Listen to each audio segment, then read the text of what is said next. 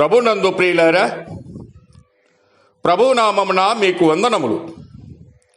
ఈరోజు దేవుని యొక్క వాక్య ధ్యానము గలతీయులకు రాసిన పత్రిక 5వ అధ్యాయము 24వ వచనము. క్రీస్తు యేసు సంబంధులు శరీరమును దాని ఇచ్చలతోనూ దురాశలతోనూ సిలువ వేసి ఉన్నారు.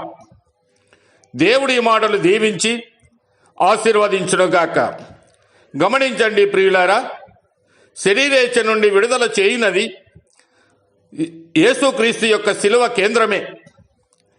దీని అర్థములో శరీరానుసారిన కోరికలను తీసివేయడే గాక వాటిని విసర్జించుచు స్వాతంత్రముగా నడుచుటయే ప్రయోగాత్మకమైనది. గలతీ పత్రిక 5వ అధ్యాయం 16వ వచనాన్ని మనం గమనించినప్పుడు, నేను చెప్పున్నది ఏమనగా, ఆత్మానుసారముగా నడుచుకొనుడి, అప్పుడు మీరు శరీరేచ్ఛను నెరవేర్చరని వాక్యము సెలవిస్తూ ఉన్నది. శరీరమునకును ఆత్మకును మధ్య గల పోరాటమును మనము చూడవచ్చు. రెండును ఒకదానికొకటి విరోధముగా ఉన్నవి. ఆత్మ శక్తివంతముగా పనిచేయునప్పుడు శరీర కోరికలు విడవబడుచున్నవి. క్రీస్తుకు చెందిన వారందరూ శరీరమును సిలువ వేసి ఉన్నారు. అంతేకాక దాని కోరికలను కూడా సిలువ వేయబడి ఉన్నవి. శరీర కోరికలలో కొన్ని మనము గమనించవచ్చు.